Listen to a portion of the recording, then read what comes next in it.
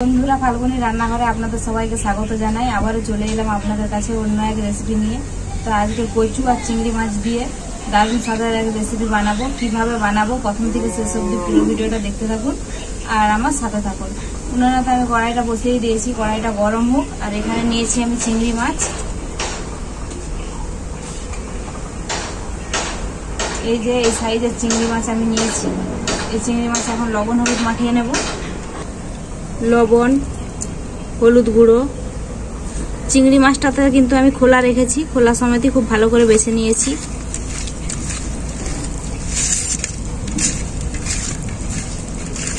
খুব ভালো করে আমি লবণ আর হলুদ মাখিয়ে নিলাম। কড়াইটা আমার খুব ভালো করে গরম হয়ে গেছে। কড়াইতে আমি দিয়ে দেবো সরষের তেল মাছটা ভাজার জন্য।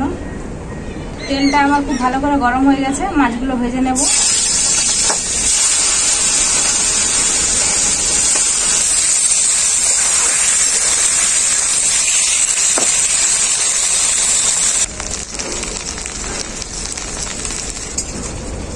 চিংড়ি মাছটা আমি খুব ভালো করে ভেজে নিয়েছি, একদম লাল লাল করে। এখন তুলে নেব।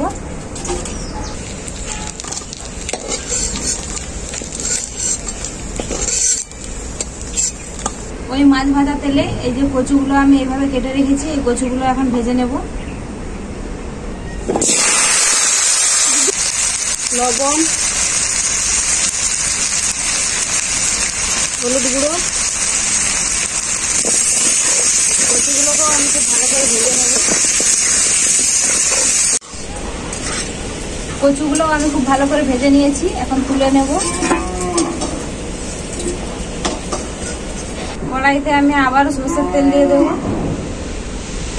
তেল খুব ভালোভাবে গরম হয়ে গেছে। কেটে রাখা পেঁয়াজ দিয়ে দেবো তেলের মধ্যে।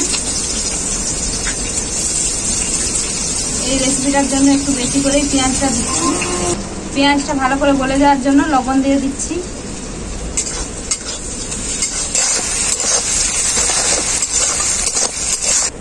পেঁয়াজটাকে আমি খুব ভালো করে ভেজে নিয়েছি। এখন আমি দিয়ে দেবো লঙ্কা গুঁড়ো, হলুদ গুঁড়ো, জিরে গুঁড়ো আর ধনে গুঁড়ো।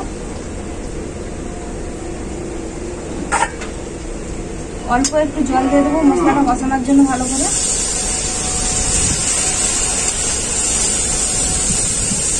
মশলাটাকে আমি খুব ভালো করে কষিয়ে নিয়েছি। এখন আমি দিয়ে দেবো সরষে বাটা।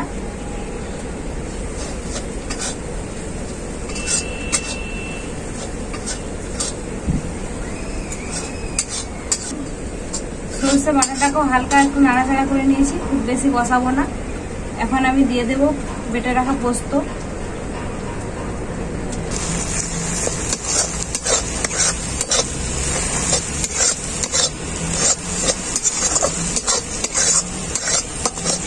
সরষে আর পোস্তটা দেওয়ার পর মশলাটাকে আবারও খুব ভালো করে কষিয়ে নিয়েছি।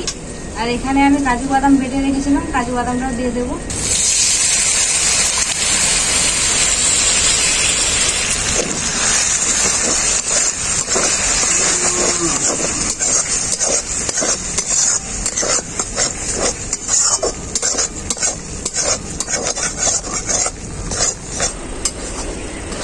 মশলাটা আমার খুব ভালো করে কষানো হয়ে গেছে, মশলার গা থেকে তেল ছেড়ে গেছে।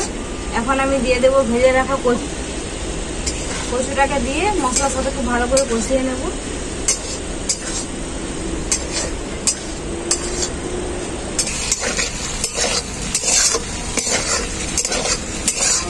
খুব ভালো করে কচুটাকে আমি মশলার সাথে কষিয়ে নিয়েছি। এখন আমি জল দিয়ে দেবো পরিমাণ মতো।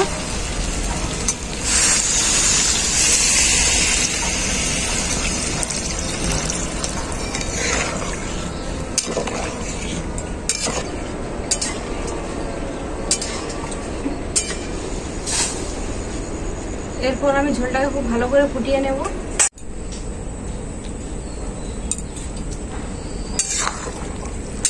ঝোলটা আমার খুব ভালো করে ফুটে গেছে। এখন আমি ভেজে রাখা মাছটা দিয়ে দেব।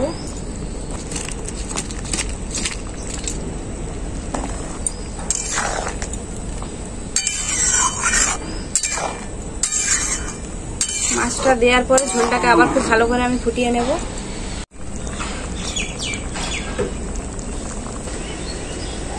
চিংড়ি মাছটা দেওয়ার পর ঝোলটাকে আমি খুব ভালো করে ফুটিয়ে নিয়েছি। আর এইরকম গ্রেভি গ্রেভি কিন্তু আমি রাখবো। তো এখন আমার চিংড়ি মাছ আর কচুর রেসিপিটা পুরোপুরিভাবে রেডি, নামিয়ে নেব।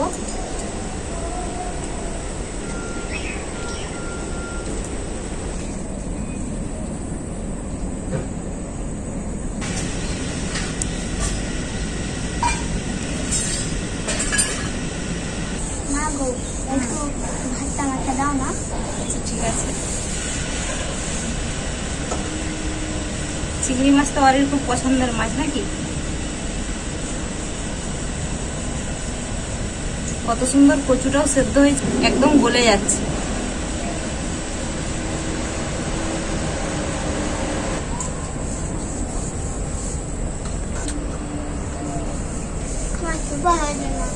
সুপার হয়েছে মাছটা। খা মাছটা, চিংড়ি মাছটা তোর পছন্দের মাছ।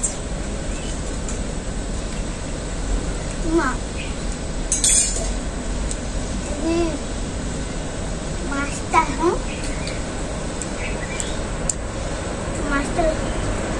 অনেক সুস্বাদু, চিংড়ি মাছটা অনেক সুস্বাদু। ওরই মাছ মুখের মধ্যে নিয়ে কথা বলতে আর পারছে না।